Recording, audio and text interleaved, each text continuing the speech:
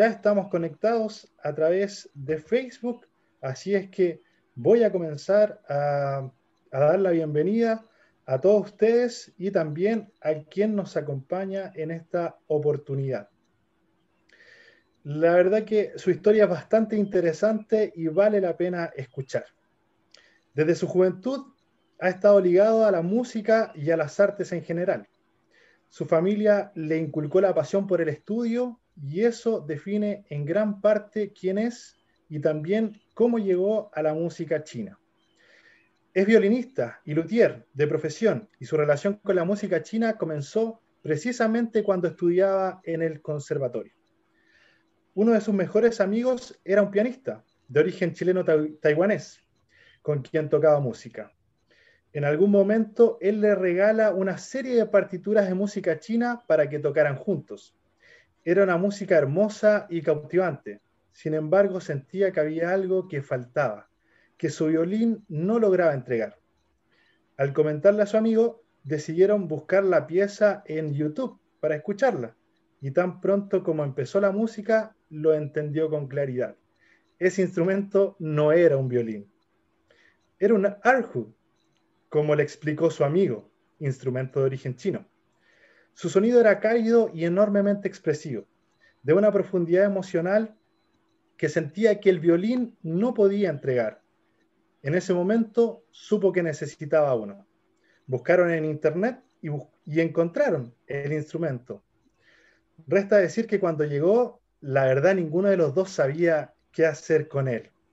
Al poco andar, se dio cuenta que para poder llegar a que su música sonara como aquella canción que escucharon en esa oportunidad en YouTube, no bastaba con entender la técnica del instrumento, ni con encontrar y decodificar alguna partitura, sino que debía entender la música, la historia, la filosofía e incluso el idioma de la cultura china. Necesitaba conocerla a fondo. Incluso para eso hizo clases de artes marciales y se graduó en medicina china. Nada de lo que buscaba estaba en libros de música como tal, ya que para la cultura china la música no es un arte que se pueda separar del resto de su milenaria cultura, ya que forma parte transversal a toda su cosmovisión. Cuando quiso compartir esto con otras personas, descubrió que no había más músicos a su alcance y que si quería que alguien aprendiera, él tenía que aprender los demás instrumentos de la música china para enseñarles. Y así lo hizo. Y formó un conjunto de música china en Chile, uno de los pocos del mundo liderado por un occidental. El nombre de la agrupación es Ensamble de Seda y Bambú, perteneciente al Centro de Artes y Estudios Taoístas. Una gran historia de la persona que nos acompaña hoy. Vamos a conocer parte de ese viaje también. Un gusto saludarte y tenerte con nosotros, Víctor Correa Farías. Muy bienvenido, muy buenas tardes. Hola, hola, saludos a todos. Bueno, estoy muy contento de estar acá hoy y poder hablar con ustedes de todo esto que a mí personalmente me apasiona un montón. Vamos a hacer un pequeño recorrido, digamos, para entender qué es la música china, qué significa para la cultura china y un poco cuál es su historia desde la prehistoria hasta hoy. Perfecto, Víctor. Somos todo oídos entonces. Te dejamos con tu presentación. Estamos ansiosos de conocer la historia y los sonidos de este arte milenario. Lo primero sería hablar acerca de el significado de la palabra música para los chinos. Música, ¿no es cierto?, se escribe Yue Jin. Pueden ver aquí, ¿no es cierto?, los caracteres que componen la palabra. Si ustedes se fijan, el primer carácter que es Yue representa sonido, y el segundo carácter, Jin, es el carácter que representa la música propiamente tal. Y parte primero siendo un tronco, ¿no es cierto?, abajo, sobre el cual hay dos cuerdas de seda y un dedo pulgar entre medio de ellas. O sea, se refiere claramente, ¿no es cierto?, a un instrumento. Este carácter es muy antiguo, en los oráculos de hueso, ¿no es cierto?, de la cultura neolítica ya aparecían en la Edad de Bronce, y la música participa en muchos otros elementos culturales de la cosmovisión china. Por ejemplo, acá abajo nosotros tenemos el carácter de medicina, que también es muy antiguo. El carácter de medicina no es otra cosa que música, como tal, digamos, abajo, y arriba dos hierbitas, que representan en el fondo que el médico ocupaba la música y la medicina herbal para curar a las personas. Esto es porque la música es concebida como un mecanismo de comunicación con el reino de Jade, con el mundo celestial, con las deidades. Si nos fijamos en otro ejemplo acá, esta palabra típica, si decimos Huaida, que es como alegría o felicidad, en su forma tradicional, el La es en realidad el carácter de música. Y Huai, que es el primer carácter de la palabra, es por el lado izquierdo un corazón y por el lado derecho una partícula que es fonética. Entonces, la alegría es cuando hay música en el corazón. Creo que es algo muy bonito de cómo entienden la música del mundo chino. En la historia de la música, nosotros lo primero que sabemos, más o menos, es que cerca del año 9000 al 6000 a.C. empiezan a aparecer instrumentos musicales que hemos nosotros encontrado ahora, se encontraron en el año 1986 en Hunan, y son específicamente flautas de hueso, que están hechas en hueso de grulla. 这只骨笛呢，是用9斤重的大公鸡的腿骨我仿制的。那么骨笛 Si se fijan, es una flauta, ¿verdad?, muy pequeñita, hecha de una patita de una grulla, en la que se perforaron con mucha precisión una serie de agujeros que van a permitir que el sonido sea manipulado por las personas. Y son de los primeros instrumentos musicales que se han encontrado en la historia de la humanidad en general, porque si bien hay algunos antropólogos que hablan de flautas de hueso en otros lugares, sobre todo de Europa, casi hace 45.000 años antes de Cristo, no hay claridad de si esas flautas eran realmente instrumentos musicales como tal o eran huesos que la misma naturaleza, el decaimiento finalmente le generó perforaciones que hacen parecer que eran flautas. Pero estas flautas de Hunan son claramente flautas hechas con gran precisión y afinadas y evidentemente hechas a mano. Les voy a mostrar un poquito cómo sonaban.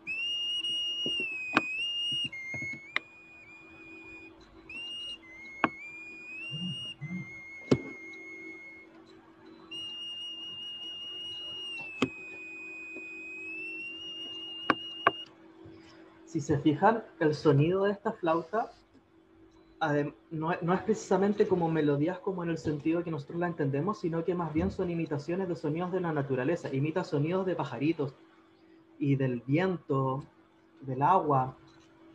Y es porque el inicio de la música china es eso, es la observación de la naturaleza y la imitación de la naturaleza, de tal manera que la música se convierte en una forma de comunicarse con la naturaleza y al mismo tiempo, estamos hablando de un estado prehistórico, chamánico, al comunicarse con la naturaleza también es comunicarse con las deidades, porque en el fondo la naturaleza es la expresión del mundo divino.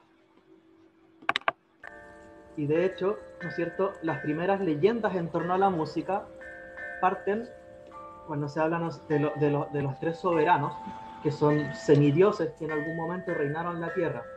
El primero de ellos es Fuchi, con su hermana y consorte Niuwa, que son quienes dieron origen a la humanidad. Fuchi descubre mirando a las estrellas y los elementos del I Ching, el trigrama, y también se le revelan elementos místicos del I Ching al ver una caparazón de tortuga en un río. Nüwa construye a la humanidad desde el barro, esculpiéndolo, y ambos ellos le regalan al hombre también instrumentos musicales que le van a servir como medio de comunicación. Fuchi construye el primer instrumento de cuerdas, que va a ser el Fuchin, del que vamos a hablar después, y Nüwa crea los instrumentos de arcilla, porque como mujer y alfarera le enseña la alfarería al hombre y le enseña a construir instrumentos de arcilla. Posteriormente llega una tercera deidad, que es Chenong, que es la deidad de la agricultura. Él le enseña a los hombres a cultivar su propio alimento para dejar de vivir como cazadores-recolectores, y les entrega un instrumento que está hecho de calabaza y tubos de bambú que se llama Chen, precisamente. Entonces ya desde los inicios de los mitos de la creación china, la música se presenta como un lenguaje divino. Ya posteriormente, en la época del emperador amarillo, este rey mítico que, ¿no es cierto?, crea el idioma y varias otras cosas más, él necesita entregarle a su gente una forma de ordenar la música. Y para esto manda a su ministro, que es Ling Lung, hacia el oeste. Bueno, hay varios mitos distintos, pero el más común, digamos, es que lo envía hacia el oeste a buscar el sonido para la música, así como esas búsquedas del rey Arturo. Y Ling Lung viaja hasta que llega a un lugar donde hay un bosque de bambú, y él escucha los sonidos y entiende que ahí es donde va a encontrar en el fondo la música. Y se le acerca un fénix, como una revelación, y se para sobre una caña de bambú y emite un sonido. Y al acercarse a Ling Lung y cortar la caña de bambú y soplar por ella, obtiene el mismo sonido. Entonces después llega otro segundo fénix, ahora un fénix hembra, que se para sobre otra caña y emite otro sonido. Y allá va Ling Lung, sopla la caña y se encuentra con que el sonido en realidad no es el mismo que hacía el fénix. Entonces empieza a cortar la caña hasta que logra imitar el sonido que el fénix le estaba indicando. Y luego los fénix van haciendo nuevos sonidos en distintas cañas, y Ling Lung va recopilando todos estos sonidos hasta que consigue tener un total de 12. Estos 12 sonidos se pasan a llamar Liu, que se refiere a campanas, porque para hacerlos como ley permanente van a ser fundidos en campanas de bronce, pero también tiene un juego fonético en el que también se entienden como leyes, y tienen una serie de relaciones con la cosmovisión taoísta que son de consideración. Primero, ¿no es cierto?, que estos sonidos son 12, al igual que los meses y al igual que las horas del día. Y como había, ¿no es cierto?, dos fénix, un macho y una hembra, que daban cada uno una nota por separado, todas las notas pares van a ser femeninas, o yin, y todas las notas impares van a ser masculinas, o yang. La forma en la que Ling Lung obtuvo los sonidos de las cañas fue acortando las cañas, y eso mediante un sistema de proporciones. Y ese sistema de proporciones es el mismo que descubrió Pitágoras, ¿no es cierto?, que dice que cuando nosotros tenemos una cuerda, si la cuerda tiene una frecuencia, yo al cortar la cuerda por la mitad, la frecuencia se dobla. Y al dividirla, ¿no es cierto?, por tercios, el segmento que tiene 2 tercios es una nota que se le llama, ¿no es cierto?, la quinta, y a través de dividir sucesivamente por 2 tercios lo que me va quedando de cuerda cada vez, yo voy obteniendo todas las notas musicales que puedo obtener. Es exactamente lo que hizo Ling Lung, y más o menos en una época bastante parecida. Entonces, de esta gama de 12 sonidos obtenidos por este proceso, se eligen 5, y eso permite generar distintas escalas de música a través de todo como la opción de sonidos que tienen. Se eligen en torno al orden en el que se obtienen según este método matemático de proporciones simples, y van a tener estos 5 nombres que son, ¿no es cierto? La primera nota, el palacio o gong, que se representa al elemento tierra y representa al emperador también. Y después la segunda nota va a ser la deliberación, shang. Tercera nota es el cuerno o la curva, yao. Cuarta nota es la manifestación, como una clarividencia, chen. Y la quinta nota es las alas, el vuelo, yu. En ese sentido, estas 5 notas no son sonidos absolutos, sino que representan elecciones, ¿no es cierto?, dentro de la gama de 12 sonidos. Por lo tanto, son como roles que ocupa cada nota. Y van a estar relacionadas con los órganos del cuerpo, con los 5 planetas visibles, con los elementos del orden del Estado, el emperador, los ministros, la familia. Y es así como se va a establecer una relación formal muy estrecha entre la música y todo el ordenamiento del macrocosmos, digamos, desde lo celeste hasta el microcosmos, hasta lo orgánico, lo corporal, lo físico, que va a ser muy respetado durante el periodo del taoísmo como una forma de alquimia, es decir, que si la música y sus 5 sonidos están relacionados con todo lo demás, la música puede en el fondo alterar la realidad. Entonces va a ser un rol muy importante de los emperadores definir que la música de su reinado sea buena. Y va a llevar, incluso va a haber guerras o emperadores que van a ser destituidos porque su música causó la desgracia de su pueblo.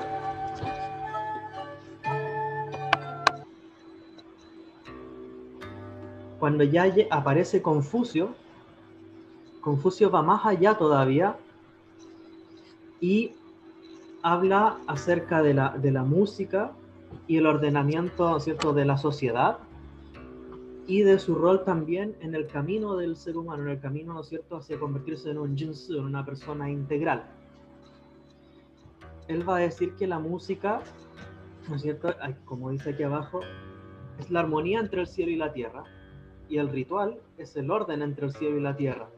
Se vuelve a reforzar esta idea de que la música es un lenguaje de comunicación con este otro plano, y además va a tener la relevancia de que la música, junto con la poesía, la cortesía, la caligrafía, la arquería y las otras artes, van a ser parte esencial del cultivamiento personal que debe hacer cada persona para alcanzar en el fondo esta iluminación, este camino. Y va a tocar este instrumento que era el que ya habíamos hablado, que esta deidad Fuchi se supone había inventado, que es el kuchin. El kuchin significa instrumento antiguo, básicamente. Es un instrumento que tiene 7 cuerdas de seda y que se pulsan con los dedos de una mano mientras se tañen con las uñas de la otra mano. Y el instrumento en sí mismo es una condensación de toda la ideología que hay en torno a la relación de la música con el mundo. Va a tener, ¿no es cierto?, una tapa superior que es curva, representando la bóveda celeste, y una tapa inferior que es plana, representando la tierra. Va la cara, ¿no es cierto?, superior del instrumento se va a llamar las encías del dragón, y la cara inferior va a ser la cola del fénix, representando el fénix y el dragón, los dos animales mitológicos principales de la cultura china. Asimismo, internamente el instrumento va a tener 2 pilarcitos, que uno es redondo y el otro es cuadrado. Son el pilar de la tierra y el pilar del cielo. De esta manera, al tocar el instrumento, se produce un trabajo de meditación interna que permite sumergirse en un estado de introspección que va a permitir alcanzar esta iluminación.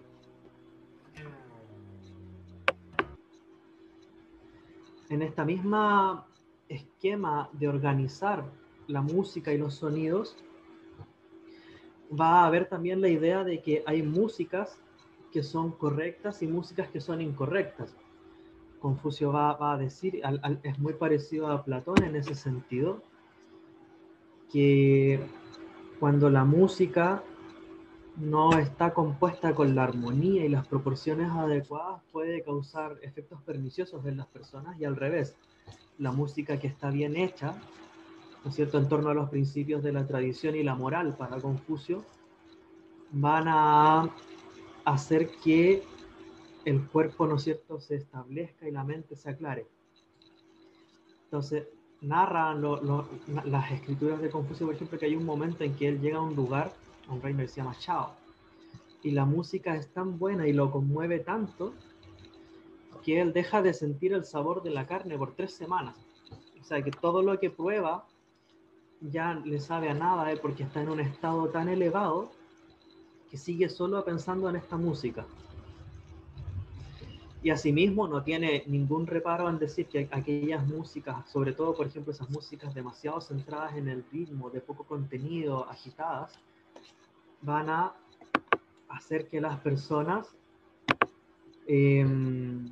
se pierdan, digamos, y pierdan su conexión consigo mismas. Los sonidos de la música china, los instrumentos van a ser agrupados en un conjunto que se llaman los 8 sonidos, el Bayin, que está relacionado a el material con el que se emite el sonido. La primera de estas familias, y probablemente la más conocida, es la familia de la seda, que son los instrumentos de cuerdas. Se llaman así porque originalmente las cuerdas eran de seda, aunque la gran mayoría actualmente son metálicas. El primero que tenemos acá es el erhu, que es un instrumento que podemos ver que tiene una pequeña caja forrada en piel de serpiente, un mástil muy largo y 2 cuerdas que son frotadas con este arco que pasa por entre medio de ellas.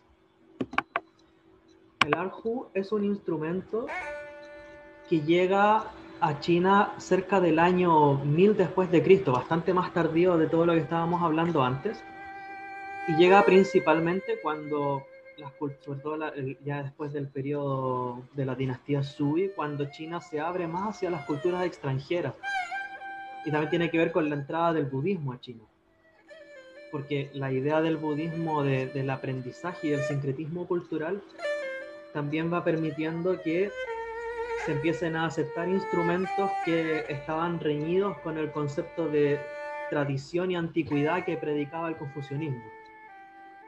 Entonces, el erhu llega probablemente desde el norte, ¿no es cierto?, desde las tribus que conforman lo que actualmente es Mongolia, que son los que tocaban instrumentos de arco hasta ese momento. Y pasa en un principio a ser un instrumento propio de la ópera y de los pordioseros. No es recién sino hasta hace poco, en el siglo XX, que cobra relevancia como un instrumento más elevado.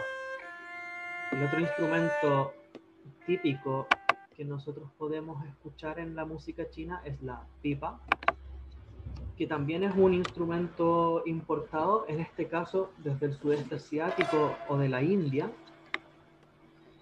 Es un tipo de laúd, ¿verdad?, que tiene 4 cuerdas que se van a tocar con unas uñas sintéticas muy largas, que va a permitir hacer el sonido. La diferencia de la pipa con instrumentos como la guitarra, por ejemplo, es que las cuerdas no se tocan con los dedos hacia adentro, sino que se tocan con el exterior de la uña, de esta manera. Y esa técnica hace que sea muy, muy, muy difícil de tocar. Por eso la pipa se considera uno de los instrumentos chinos más difíciles y más virtuosos en este momento. El tercer instrumento que tenemos acá es el yuan. El yuan sí hay data de que existe casi más o menos desde el año 200, 300 después de Cristo, o sea, es mucho más antiguo que los otros en China, con su forma redonda, ¿verdad? Tiene también 4 cuerdas, afinadas de otra manera, es un sonido más profundo, más grave. Antiguamente se llamaba Qin pipa, Qin por la dinastía Qin, que es como la época a la que le corresponde, y pipa, que en realidad designa cualquier instrumento que se toque pulsando, porque pipa se refiere al sonido de pi y pa, de pulsar una cuerda. Posteriormente se llamó ruan por un poeta y filósofo, que era Ruanxian, que es de los 7 sabios de la arboleda de bambú, un filósofo taoísta que se dice que era muy aficionado a cantar y recitar poesía mientras tocaba el instrumento que ahora se llama ruan. El otro instrumento que tenemos acá, también muy popular, es el gucheng.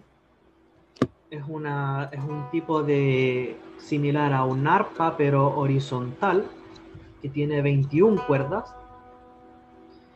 y que se pueden tocar, ¿no es cierto?, con ambas manos, o principalmente con la mano derecha, al mismo tiempo que con la mano izquierda puede ser pulsada para alterar el sonido y producir estas ondulaciones o giros del sonido que son muy imitativos también de la forma de hablar. Eso es muy importante. La música china es un reflejo de cómo es el idioma también. Nosotros siempre en todos los instrumentos chinos escuchamos muchos sonidos que se asemejan a los acentos, ¿no? No siempre son sonidos rectos, quizás como en la música clásica o la música de nosotros, sino que muchos sonidos como subidas, bajadas, curvas, iguales a los acentos del idioma. El último instrumento que era relevante mostrar aquí en la familia de la seda es el yangqin. Yangqin significa instrumento extranjero. Es un instrumento que también llega, se calcula que quizás en la dinastía Ming, llega desde Medio Oriente por vía marítima, a diferencia de los otros instrumentos que llegaron la mayoría a través de la ruta de la seda. El yangqin llega por vía marítima y por eso sus primeros registros de importancia son en Cantón. Es un instrumento que también es una especie de arpa horizontal como el gucheng, pero que en vez de ser tocada con las manos, es tocada con unas varillas de bambú que se sujetan entre los dedos, como algo así. Y con eso se golpea la cuerda.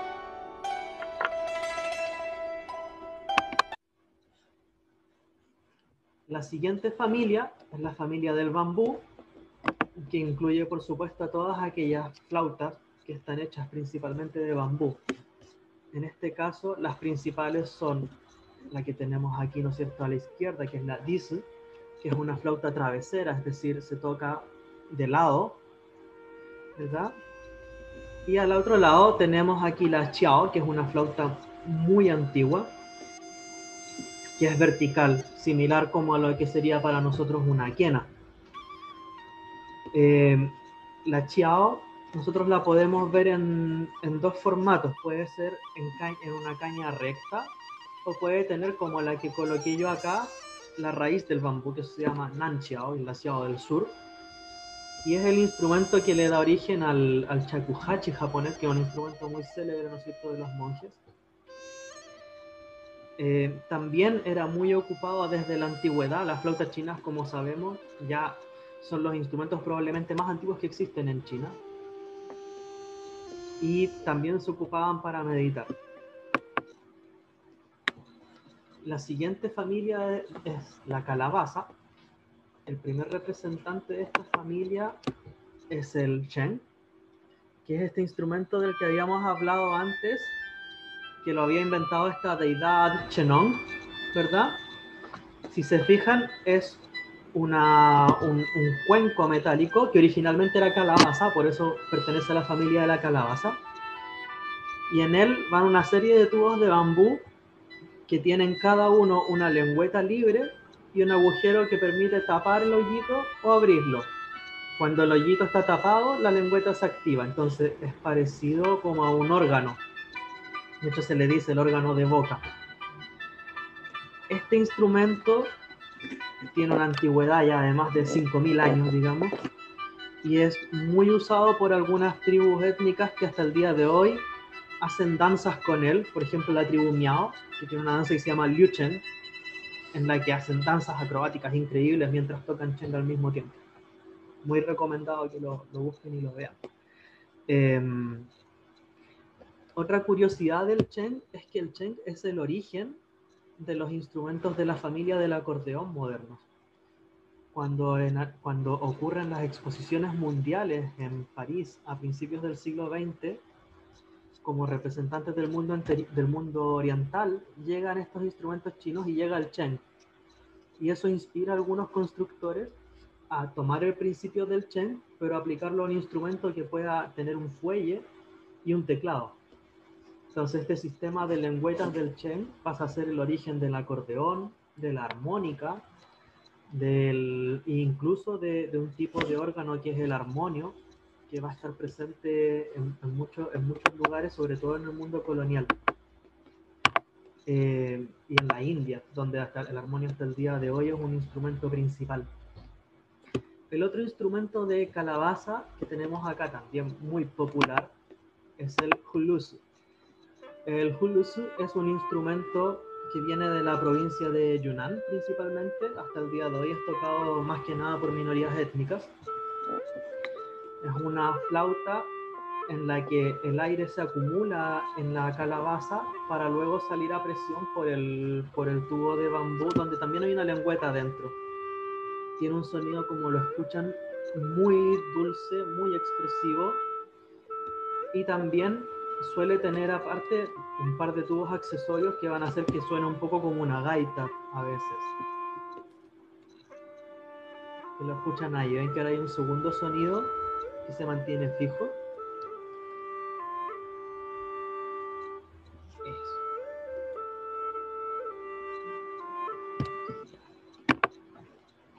La siguiente familia es otra familia muy antigua, la familia de la arcilla. Prácticamente tiene un solo representante, que es este instrumento que vemos acá, que es el chun.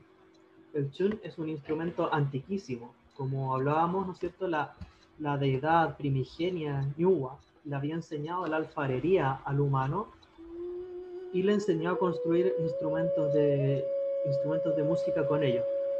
Y el chun es ese instrumento. Es similar a una ocarina, pero a diferencia de la ocarina no tiene un silbato dentro. Es decir, bueno, uno sopla la ocarina, uno solo tiene que soplar y ya, y mover los deditos en los hoyitos y el trabajo se hace.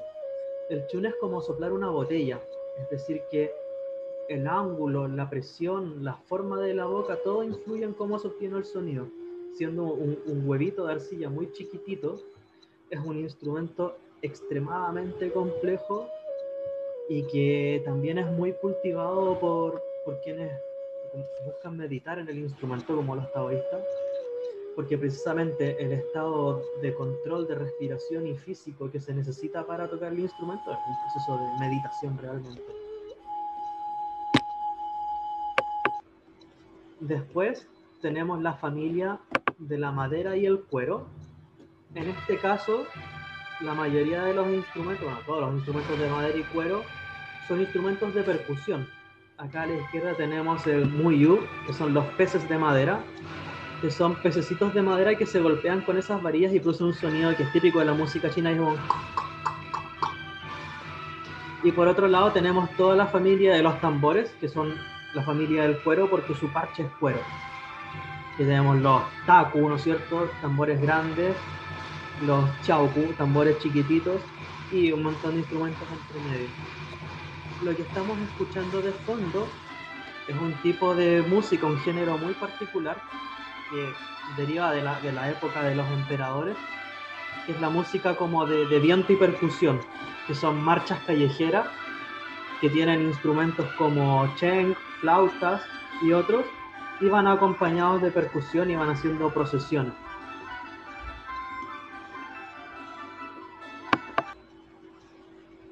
Y las últimas familias son la piedra y el metal, que son, ¿no es cierto?, los instrumentos de los que habíamos hablado al principio cuando hablamos del emperador amarillo, cuando él decide unificar los sonidos de la música y reglamentarlos, ¿no es cierto?, manda a fundir estas campanas de bronce que son el tianchong, que está ahí, que es en el fondo un juego de campanas de bronce que representa todas las notas de la música que son como oficiales. Son en el fondo los sonidos con los que después se van a poder afinar otros instrumentos. al fundirlos en metal, hace que estos sonidos sean prácticamente eternos e invariables. Y ese es como el gran valor que tienen. De hecho, estos instrumentos han sido rescatados de tumbas que tienen ya a estas alturas, milenios.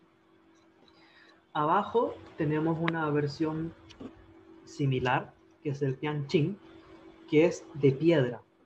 Es un litófono, es un instrumento que está hecho de láminas de piedra o de jade, afinadas para producir un sonido.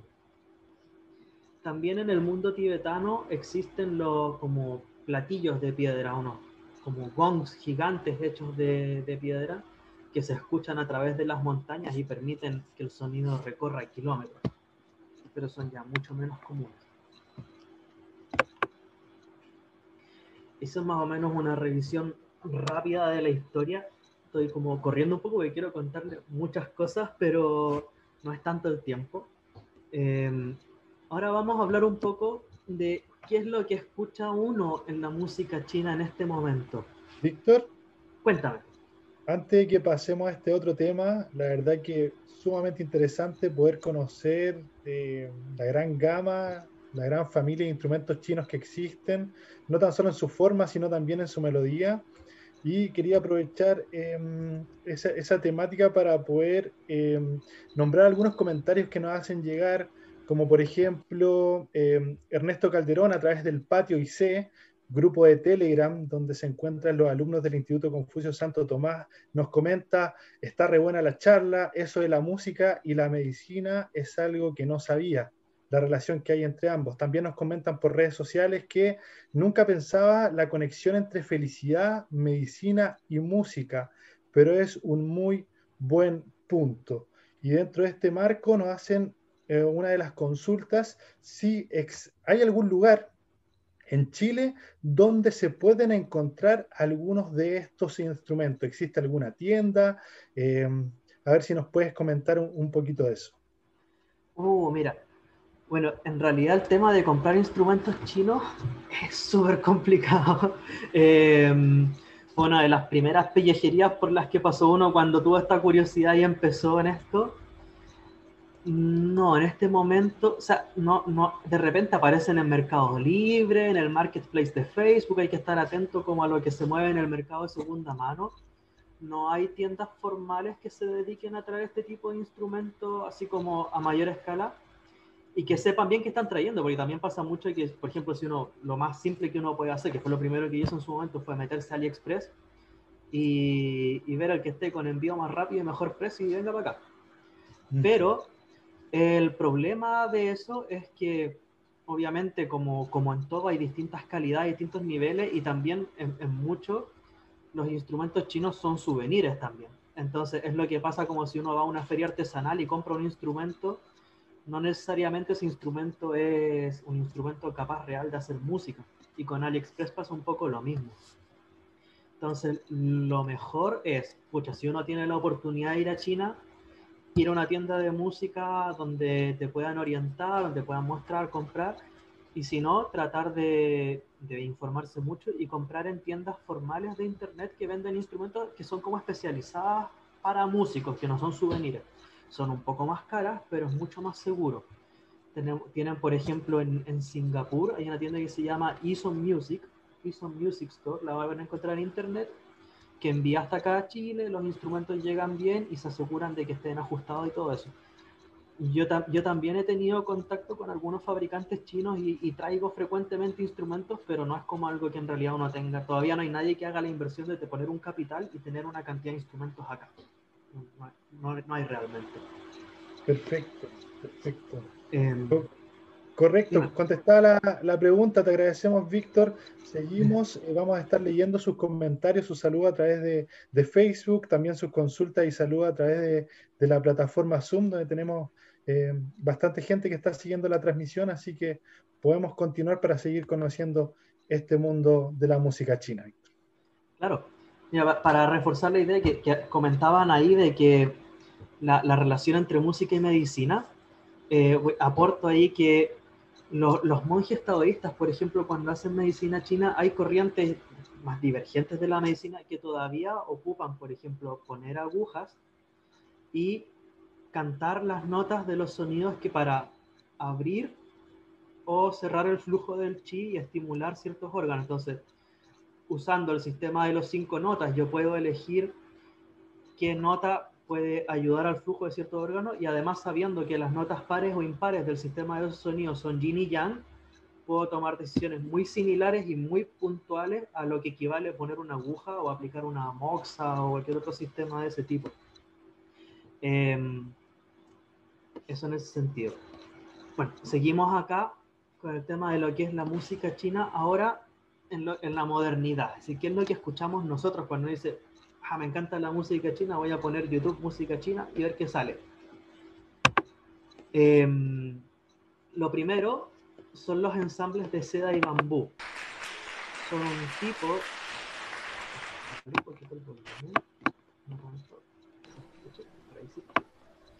Son un tipo de conjuntos que surge en torno a las casas de té.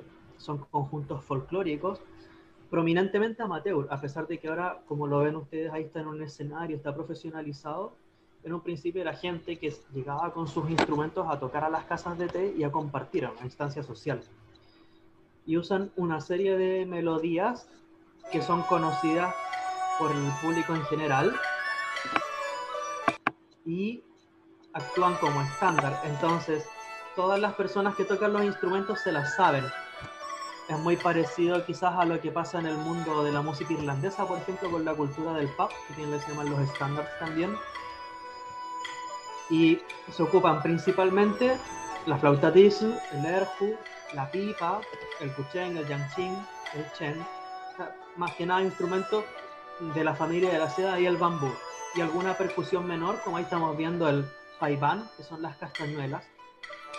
Y un pequeño tambor de madera que ahora no sé cómo se llama. Esta música siempre se basa en torno a estribillos folclóricos, melodías sencillas, que cada instrumento interpreta a su manera y a su forma también de cada persona. Entonces están todos tocando la misma melodía, pero de distintas maneras, y eso produce un proceso que se llama heterofonía, que es distinto a como nosotros, por ejemplo, entendemos la música. Nosotros tenemos una música que es polifónica, siempre hay un instrumento que hace la melodía o alguien que canta, y un acompañamiento que hace una base armónica que es distinta. En este caso no, todos tocan variaciones de lo mismo, es decir, solo se separan en pequeños detalles. Y es muy improvisatorio además. O sea, está escrito el esqueleto, pero el resto se construye en torno a improvisación.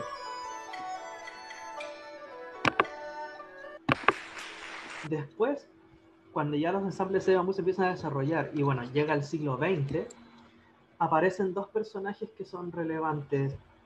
Primero, y se empiezan a formar, ¿no es cierto?, los conservatorios de música tradicional.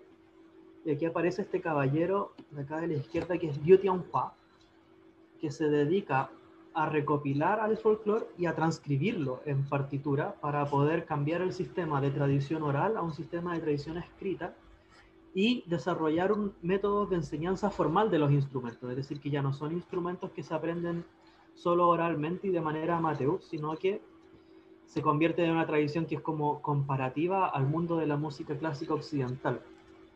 Si bien en tiempos anteriores, por ejemplo, desde la dinastía Sui y la dinastía Tang, ya existían algunas instituciones de música que formaban músicos, principalmente para los músicos de la corte del emperador. Después ya de la invasión de los manchúes, todas estas instituciones se habían perdido y se habían prohibido, de hecho. Entonces el Conservatorio de Música Tradicional es un gran esfuerzo de aunar el mundo de los académicos con el mundo del folclore. Y en ese contexto aparece este otro segundo personaje que tenemos acá, que es Abing, que es un monje ciego,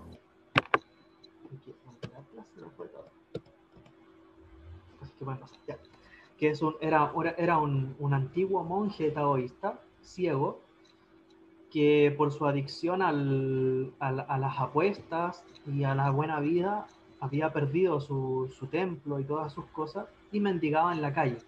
Entonces era un hombre extremadamente educado que cantaba canciones de protesta social y de crítica en la calle. La sífilis lo dejó ciego y fue encontrado por unos estudiantes de esta música que lo lograron grabar y rescataron las piezas que él interpretaba en el erhu y en la pipa, y se convirtieron como en el primer acervo de música tradicional que se pudo empezar allá a reinterpretar. Él finalmente muere poco después de que se le alcanza a grabar, se le hacen 6 grabaciones y él muere. Y desde aquí ya empieza a surgir todo lo que es la tradición de la música como docta moderna china, que es una música clásica, pero escrita para instrumentos chinos. En el fondo con un afán de poder compararse con la cultura occidental, que era el parámetro en ese entonces. Surgen piezas como la que les voy a mostrar ahora, donde incluso combinan instrumentos, por ejemplo, como el erhu y el piano occidental, buscando un fondo analogarse a la música de cámara que tenemos nosotros en Occidente, a las sonatas de violín, a las sonatas de cello, a los cuartetos de cuerda, etc. Y empiezan a aparecer elementos innovadores. Por ejemplo, el uso de armonía o de acompañamiento, que lo estamos escuchando ahora, se fijan, el piano no está tocando la melodía junto con el instrumento, haciendo otra cosa. Aparece el tema del virtuosismo también, entonces de poder llegar a adquirir un sonido virtuoso, gran agilidad y hacer prodigios con el instrumento. Y también, acorde a la estética marxista, digamos, se busca realzar el carácter nacional y sobre todo el carácter popular de la música. Por eso es que instrumentos como el erhu o la pipa, que eran instrumentos que estaban asociados al mundo de los mendigos, cobran relevancia, y al mismo tiempo instrumentos como el kuchín, que eran instrumentos propios de los académicos, decaen. Por eso en realidad en gran parte los instrumentos nosotros vemos mucho hoy día son instrumentos que antes eran instrumentos un poco dejados de lado porque representaban a los estratos más bajos de la sociedad. Y además se da gran importancia a la música de las culturas minoritarias como una forma de generar una identidad común de qué es lo que es China. Por ejemplo, estamos escuchando música que se acerca un poco a las melodías del poniente chino, digamos, de la zona de la Ruta de la Seda, de la zona del Tíbet. Y al mismo tiempo hay un afán de occidentalización también. Suena un poco como un tango. E incluso hay una parte por ahí que suena como la cucaracha.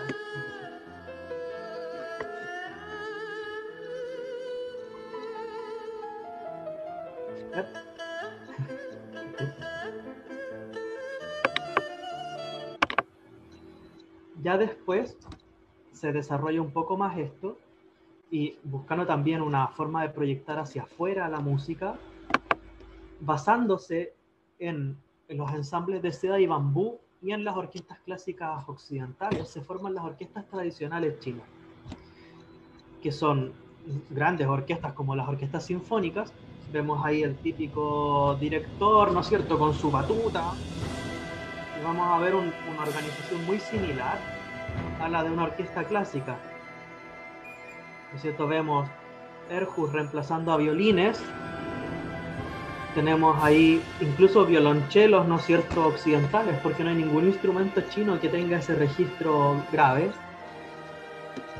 Vemos allá una fila de vientos que está compuesta de todos los instrumentos de bambú que hablamos y la percusión tradicional china.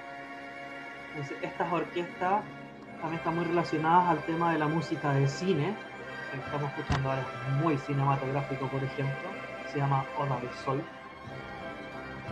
Y bueno, yo creo que se explica solo, en el fondo, es una orquesta. Se basan en la idea de que en algún momento en el periodo imperial, digamos desde la dinastía Han hasta la dinastía Ming aproximadamente, hubo orquestas imperiales que tenían grandes cantidades de músicos formados por estas instituciones que mencionábamos, pero no tenían nada que ver con esto, por supuesto, sino que eran más bien orquestas que tenían el principio de la música china de la heterofonía, es decir, todos tocaban todos lo mismo pero con variaciones. Esto ya es mucho más occidentalizado.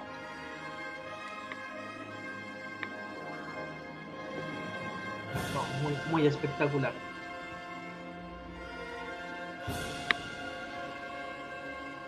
y es lo que en realidad escuchamos la gran mayoría del tiempo, como decía, en los medios, en el cine, y también cuando uno busca música en YouTube, probablemente aparece o un ensamble de seda y bambú o esto.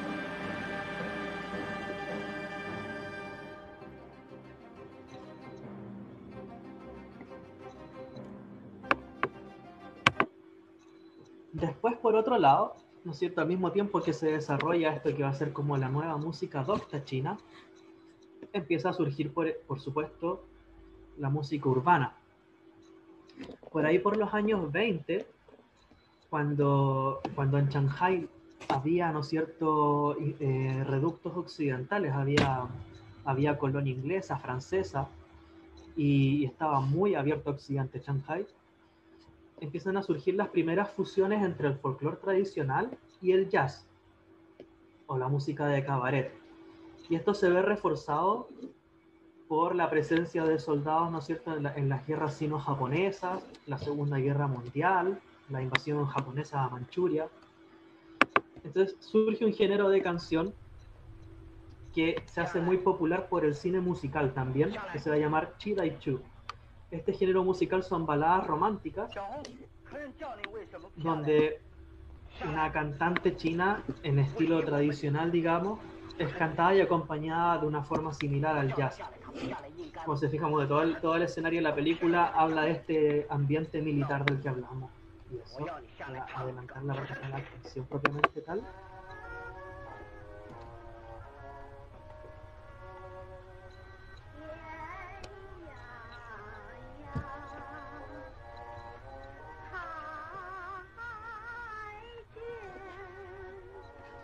Ya es mucho más parecido al formato canción que nosotros conocemos.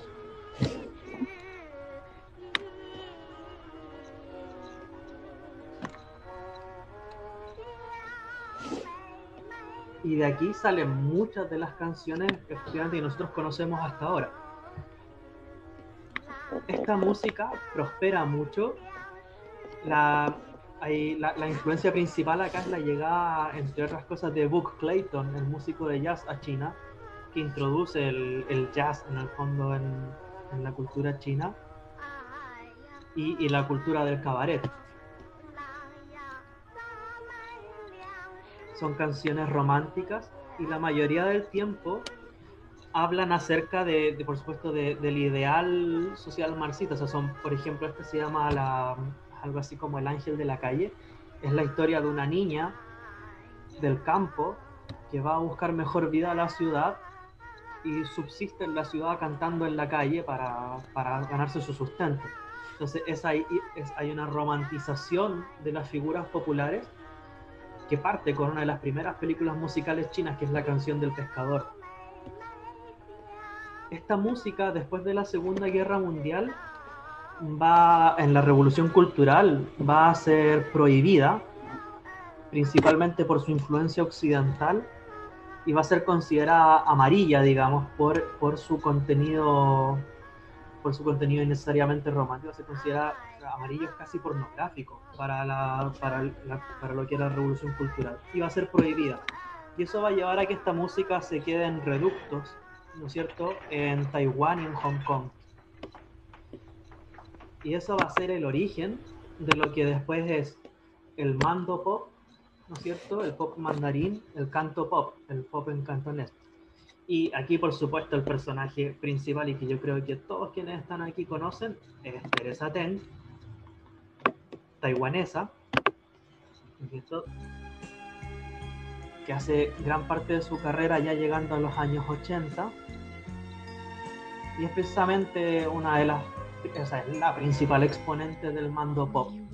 Cantan pop en mandarín, a pesar de que es taiwanesa, pero porque el Kuomintang decidía fomentar el uso del mandarín por sobre el Hakka, ¿verdad?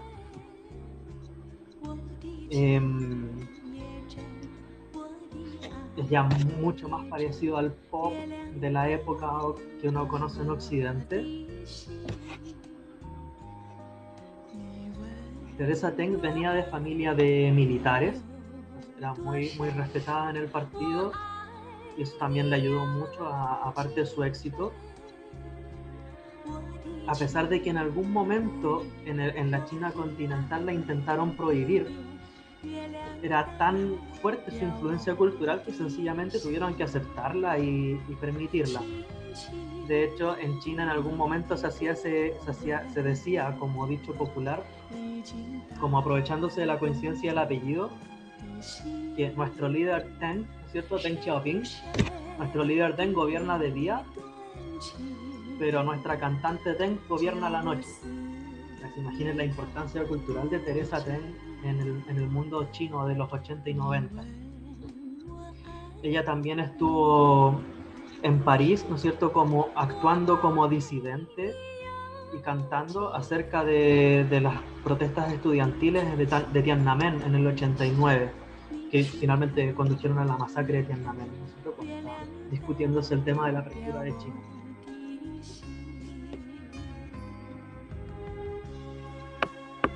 Ya después de ella, numerosas cantantes pop que surgen y se desarrollan. Ya finalmente ahora el mando pop y el canto pop son mucho más parecidos a lo que es el pop coreano o el pop japonés, ya absolutamente occidentalizado.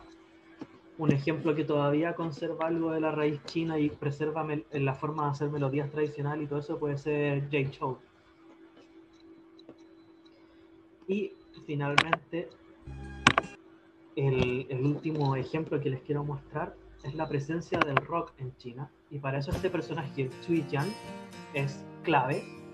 Él es prácticamente el primer rockero chino.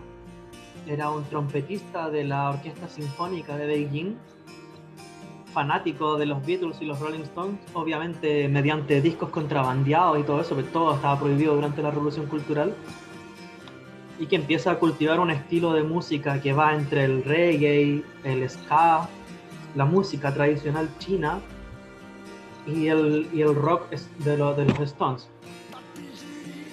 Y él se declara, digamos, a favor de los estudiantes en las protestas de Tiananmen, y eso lo lleva a actuar incluso en la misma plaza del año 89 frente a los estudiantes, como lo vemos ahí con los ojos vendados de rojo, una analogía a lo que él criticaba como la ceguera del Partido Comunista en ese momento.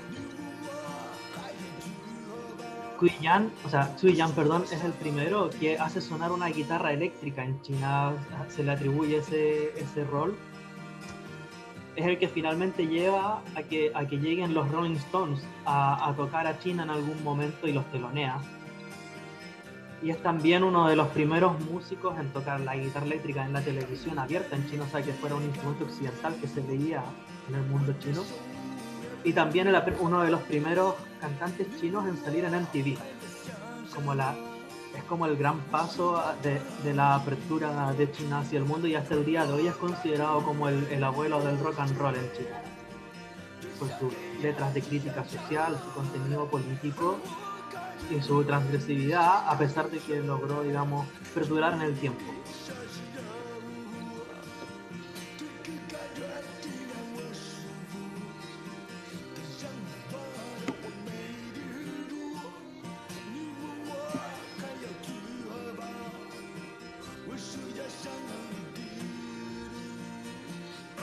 Vamos a ver tocar trompeta, porque era trompetista.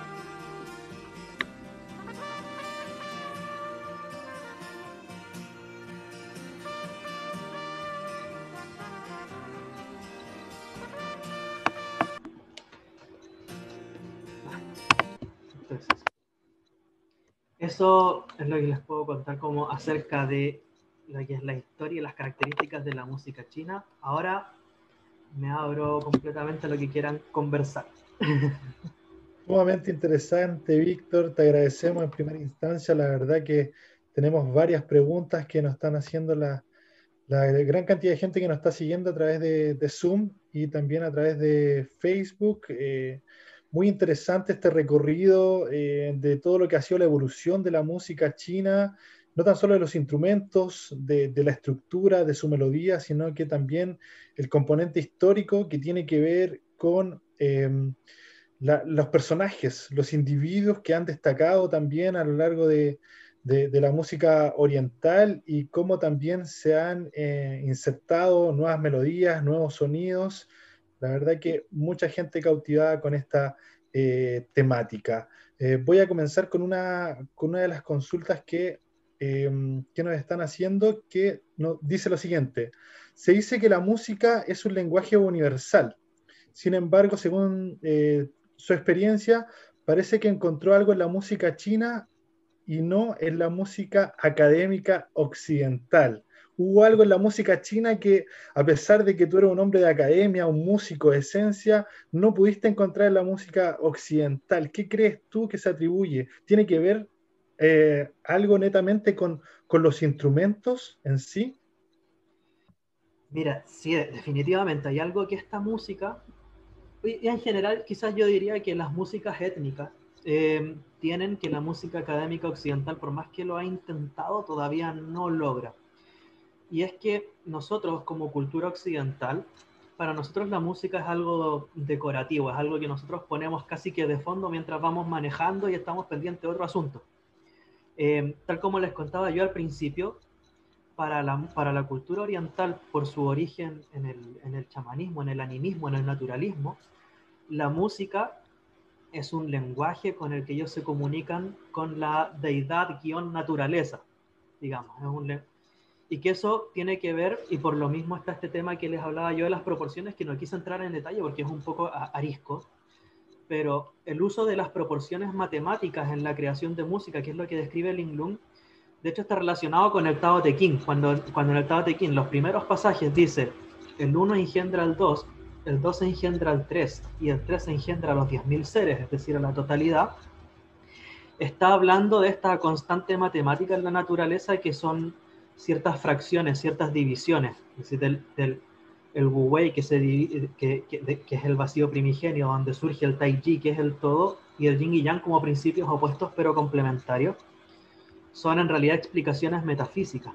Y la música es para el hombre, cuando se habla como este lenguaje que los dioses le regalan, es en el fondo una manera de conceptualizar esta realidad metafísica. Es decir, nosotros en la música podemos crear nuestro cosmos. Y eso es algo que solo las músicas que lo entienden de esa manera poseen, digamos.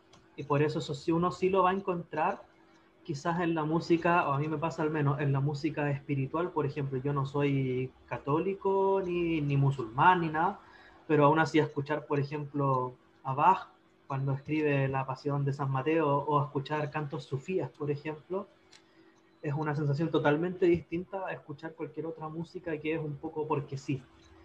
Hay una conexión con una realidad más allá de lo evidente que es invaluable, definitivamente. Y para los chinos eso está en toda la música.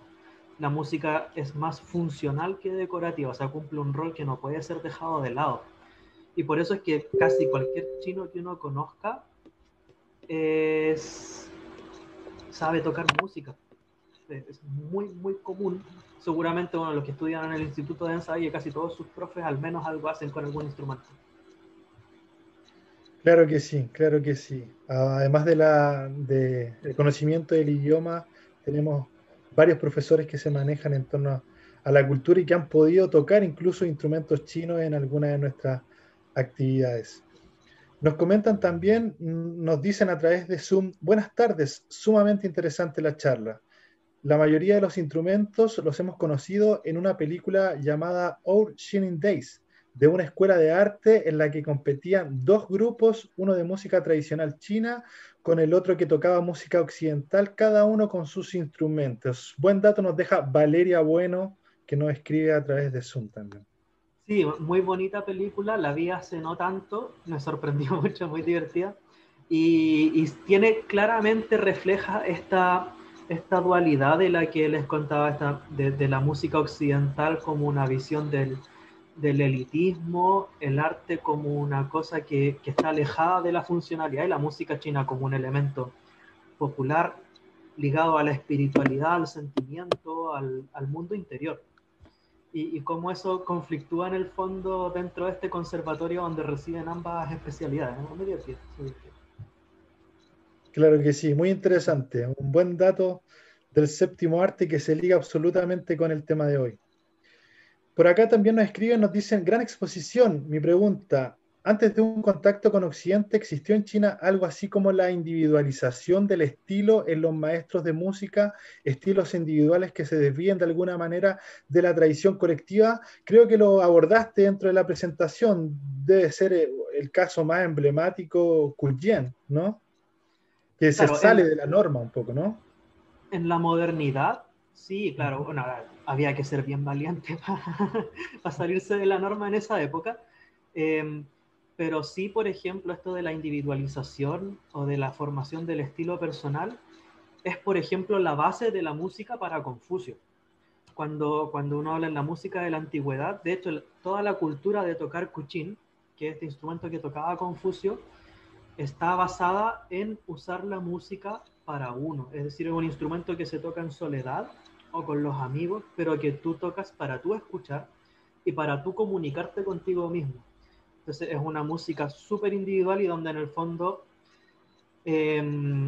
Confucio decía que a través de cómo una persona toca la música, o si toca música de partida, uno puede conocer a la persona y escuchando la música de un país, uno puede conocer al país. Y criticaba, por ejemplo, a uno de sus estudiantes que era muy, muy agitado, muy sanguíneo de carácter y se notaba como en su música esa ansiedad estaba ahí y se podía sentir. También hay una analecta que narra cuando un mendigo, que resulta ser evidentemente un monje que había optado por la vida mendicante, escucha a Confucio tocar música y se le acerca y le dice: yo puedo escuchar en tu música la profundidad de tu conocimiento. Entonces sí, claramente la individualización en la música china es el centro al final de cómo se interpreta. Lo mismo cuando uno habla de esta idea de la heterofonía en el ensamble de seda y bambú, por ejemplo, tiene que ver con que cada persona, esto es como cuando uno, no sé si alguna vez jugaron, cuando uno le contaba un secreto a alguien y ese alguien le contaba un secreto al otro y así, y cada persona llegaba con algo distinto. Famoso Se trata un teléfono. poco de lo mismo. Cada uno escucha la melodía, pero cada uno la entiende de su manera, y al tocar todos juntos como cada uno entiende su forma a la melodía, se forma este proceso que es la heterofonía. Súper interesante, que conocimos y que vimos también, observamos en uno de tus videos, cómo con diferentes melodías logran tocar una misma pieza musical. Súper atractivo para los oídos. Eso nos comentan también, ¿ah? La música es muy relajante de escuchar, la verdad que te lleva a otro espacio, te lleva a otra esfera, se repiten ese tipo de comentarios. Seguimos rápidamente con algunas preguntas más, ya prácticamente las últimas. ¿Les llamó la atención la relación que existe entre la música, los sonidos con la medicina china tradicional? Por ahí nombraste que el uso de la aguja, por ejemplo, en la acupuntura es equivalente al uso de determinada nota al cantar. ¿Podemos reflexionar en torno a eso, Víctor, por favor? Claro, claro. Sí, o sea, así como, ¿no es cierto?, el cuerpo tiene canales que están ligados a los órganos y los canales, ¿no es cierto?, de una cara son yin y los canales de otra cara son yang, ¿verdad? Eh, También en torno a la forma en la que se originan los sonidos y la forma en la que se organizan tienen estas cualidades, yin y yang, y pertenecen a alguno de los 5 elementos. Entonces, eso permite, de hecho, permite en teoría no solo alterar el cuerpo humano o el estado mental, o sea, puede calmar, por ejemplo, un exceso de yang, ¿no es cierto?, con una música que sea más yin y que apele al órgano en cuestión. Por ejemplo, una música suave de característica yin que apele hacia el corazón, por ejemplo, puede calmar un corazón agitado por la pena. Eh, y, no sé, y la medicina china, las emociones están completamente ligadas a la salud somática también. O sea, lo que el corazón siente, el cuerpo lo expresa. Entonces, la música puede inducir estados de calma, de quietud, entregar energía. Yo creo que son vivencias que de alguna manera también uno experimenta sin que sean terapéuticas. Por ejemplo, a lo mejor todos tenemos una canción con la que en la mañana nos despertamos mejor, así como la típica, la de Rocky, ponían tan, tan, tan, tan, ay, ahí listo, combo, ya. Es un poco eso, yo diría esa canción es yang, y a lo mejor apela al hígado, ¿no es cierto? A la sensación de estar preparado ahí para el combate. Y de hecho, en las guerras era habitual que hubiese músicos para los generales, de tal manera que durante el combate había música. Entonces esta gente andaba como, no podían andar como con la radio, con el soundtrack, entonces andaban con todo el séquito de músicos para todos lados. Y hay guerras que se han perdido, hay muchas crónicas de, por ejemplo, en las que se narra cómo la música influenció en que una guerra se ganara o se perdiera, o que un imperio, por ejemplo, fracasara, porque no solo la música podía alterar el estado de ánimo de las personas y el cuerpo de las personas, sino que también alterar la realidad física. O sea, había música con la que se podía invocar la lluvia, música con la que se podía invocar el viento, el frío, el calor. Y por eso es que Confucio en algún momento es tan tajante en hablar de que hay músicas que deben ser controladas y músicas que también deben ser prohibidas, porque así como yo puedo hacer el bien con la música, una música mal estructurada o mal intencionadamente aplicada podría enfermar a alguien, por ejemplo. Sumamente, la verdad que no deja de llamar la atención, sumamente interesante cómo la música puede tocar elementos de los órganos del cuerpo, de la cosmovisión, de la relación chamánica, la comunicación con las deidades, etcétera, etcétera. La verdad que para poder entender la música tal como lo dijiste en un principio, hay que saber entender la cultura china en su totalidad. Vamos con las últimas preguntas. Víctor, nos dicen, hola, excelente charla, muy interesante. El sistema de los 12 tonos que descubrieron en China, ¿era igual que el occidental, de entonación justa o de otro tipo? Sí, podemos comentar de eso. Sí, claro, claro. Exactamente, la manera en la que teóricamente Ling Lung, en realidad, claro, entendemos que es un mito, pero de todas maneras tiene un sustento real. La manera en que Ling Lung descubre los 12 tonos mediante un sistema de proporciones por números enteros, en definitiva, es así, pero exactamente las enseñanzas de Pitágoras, que son la base del sistema de entonación que nosotros vamos a tener hasta el barroco en el mundo occidental, es decir, hasta que Bach crea el temperamento igual. Eso es porque hay profundas similitudes entre las creencias chinas de más o menos el siglo II antes de Cristo con el mundo pitagórico. De hecho, por ejemplo, en el mundo del taoísmo está esto que hablábamos de Fuchi, que es el mapa del río, que es este oráculo escrito en un caparazón de tortuga que representa un mapa de estrellas y que son los trigramas de I Ching. También bajo un análisis matemático van a descubrir que es un cuadrado pitagórico, es decir, las constelaciones son números y es un cuadrado que para todos lados suma lo mismo, que también están inscritos en varios templos budistas, los cuadrados pitagóricos, varios símbolos budistas, en el fondo son cuadrados pitagóricos. Entonces, toda esta idea acerca de la proporción en la naturaleza y el uso del lenguaje de la naturaleza como para comunicarse con las deidades es sumamente pitagórico, y a su vez, por ejemplo, después Confucio es sumamente platónico también para sus cosas. Cuando él habla del control de la música o de cómo la música afecta el espíritu, es tal cual los textos de Platón. ¿Hay alguna comunicación o conexión que todavía no hemos conocido? Excelente, excelente, Víctor. Mira, una pregunta más actual. Nos dicen, ¿qué tal encuentran las flautas Dice que venden en AliExpress? Yo encargué una y la encuentro buena, pero no tengo un punto de comparación. ¿Cómo qué valor debería tener una flauta Tizi para no sospechar que es un souvenir? A ver si lo podemos ayudar con esta consulta. Mire, bueno, en AliExpress, como gran lugar que es, hay de todo. Y no siempre el precio es indicador de calidad, porque muchas veces yo puedo poner algo caro y de hecho yo de práctica que he detectado muchos vendedores que ponen el mismo artículo en varios precios distintos, como tratando de agarrar toda la gama de búsqueda posible. En realidad para conocer la calidad uno tiene que poder identificar al fabricante, es decir, que es una flauta hecha por un fabricante conocido y que uno pueda tener una recomendación de que es bueno, o directamente comprar en una tienda que sea una tienda de música donde uno pueda ver que alguien la pruebe por ti, o no sé.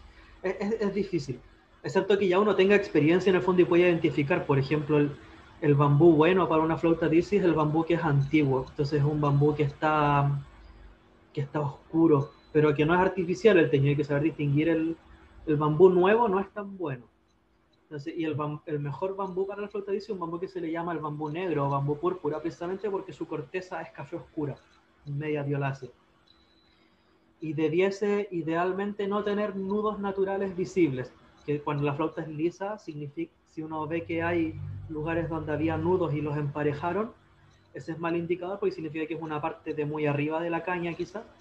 Entonces ojalá una caña que se vea sin nudos y sin interrupciones, eso es como el ideal. Y de ahí en más ya saber si los hoyos están hechos con precisión y todo eso es conocerlo. Y de todos los precios, o sea, hay flautas buenas por algo así como 20.000 pesos, que es casi lo mismo que cuestan las flautas de juguete, en realidad es súper difícil. Perfecto, súper. La verdad que están agradeciendo un montón cada una de las respuestas que has dado a todas las inquietudes porque muy completas, han ayudado mucho sin duda a quienes están siguiendo la transmisión. Eh, ya para ir cerrando, bueno, nos dicen muy interesante la charla. ¿Hay profesores de instrumentos chinos en Chile? ¿Cómo se les puede contactar? Por ahí también nos piden tus datos para poder contactarse contigo. ¿Podríamos dejar tus datos dentro de la transmisión de Facebook al final para que la gente se pueda comunicar? Sí, claro, no hay problema. Para lo que necesiten, ya sea que quieran asesoría para encontrar un buen instrumento o cualquier consulta, yo estoy totalmente disponible. Profesores de música china en Chile, pucha, son escasos.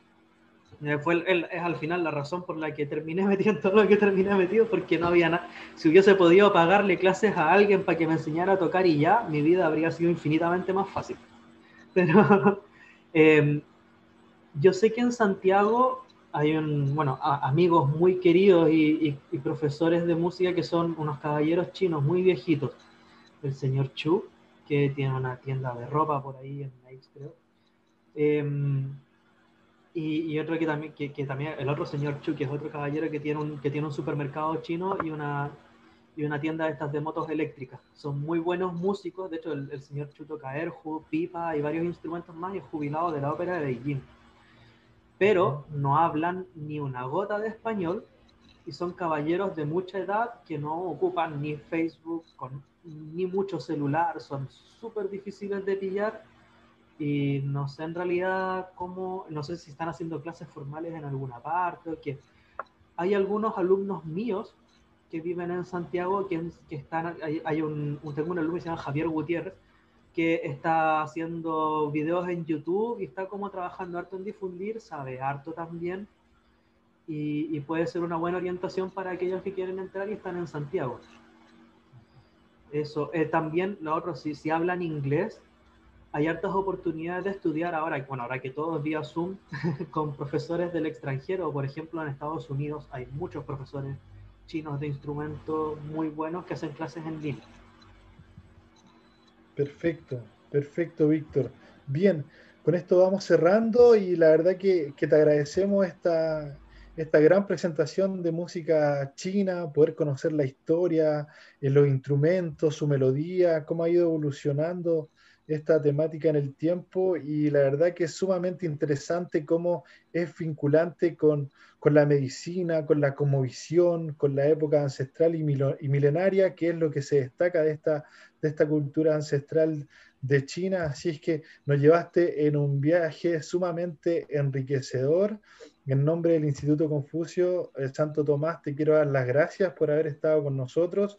Muchos comentarios a través de Zoom, también a través de Facebook. Se nota que hay un interés también por conocer este tipo de temáticas y nosotros como institución de idioma y cultura vamos a seguir generando estas instancias.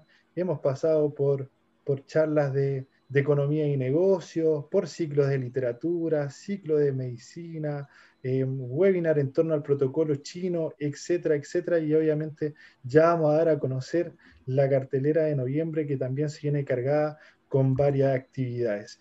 Te quiero saludar nuevamente, desearte lo mejor, Víctor Correa, que desde Puerto Natales nos está brindando esta charla del sur de Chile. Y bueno, agradecerte por tu tiempo y seguramente vamos a seguir en contacto como siempre. Pues muchas gracias, bueno, gracias por la instancia también al Instituto Confucio y bueno, a ti, Carlos, a Ricardo y a todos quienes estuvieron colaborando acá, a toda la gente que está viendo, que no sé cuántos son, no tengo idea, pero muchas gracias a todos. Esto es apenas una fracción. Corrí para decir todo lo que quería decir. Esto cuando lo he hecho en cursos, más de un semestre de clases, todo condensado. Así que nada, muy divertido desde Puerto Varas. Ojalá estuviera en Puerto Natales, muy lindo. De Puerto Varas, perdón, de Puerto Varas.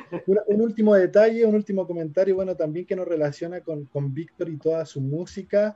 Víctor es parte de esta agrupación que comentábamos en un principio y que se presentó en el Año Nuevo Chino de Viña del Mar este año, una de las últimas actividades que se pudieron realizar de forma presencial antes de la pandemia.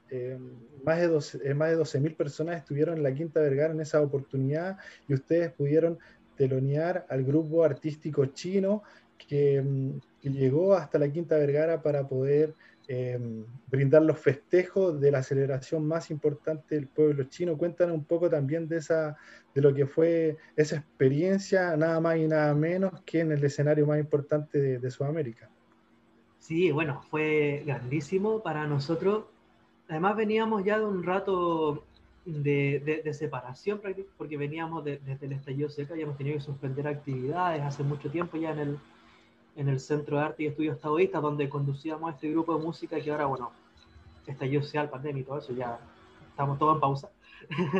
Más ahora que estoy yo en Puerto Varas, pero pucha, fue una experiencia muy apasionante, lo pasamos muy bien, grandes músicos, ¿no?, de la agrupación artística que estaban ahí, grandes artistas escénicos en general, había circo, canto, baile, increíble. Sí, fue muy interesante. Y nada, bueno, nosotros llevábamos ya un rato, habíamos tocado para los músicos del Conservatorio de Beijing cuando estuvieron en La Moneda, y también estuvimos en el Teatro La Reina cuando vino la agrupación artística no me acuerdo, otro grupo. Pero claro, fue como una guinda de la torta justo a tiempo antes de que no alcanzáramos a poder hacer nada más ahora con todo esto que ha pasado. Así que de todas maneras fue como un buen momento para dejar la nota alta y demostrar que se puede. Me parece muy difícil. Uno pensaría, con todo lo que yo le cuento, lo difícil que es conseguir los instrumentos y todo eso, uno pensaría que es difícil de hacer música china. Y la verdad es que no. Las cosas hay que tener muchas ganas y harto como ñeque nomás, como dicen en la música. Eso sí, vamos a esperar entonces, ojalá tener nuevas instancias para poder reencontrarnos en torno a la música y la cultura china que lo sabe hacer muy bien junto a tu agrupación. Muchas gracias a todos quienes siguieron la transmisión en nombre del Instituto Confucio Santo Tomás. Los dejamos cordialmente invitados para el próximo jueves, donde vamos a desarrollar la última sesión del taller de Wushu, de este arte marcial chino con énfasis en la prevención de enfermedades y conservación de la salud, a las 5 de la tarde, para que no se lo pierdan. Y pronto, durante la próxima semana, daremos a conocer nuestra cartelera que viene cargada para el mes de noviembre. Un abrazo cariñoso a todos, gracias por acompañarnos, gracias Víctor nuevamente, y será hasta una próxima oportunidad. ¡Sei Chien! ¡Sei Chien!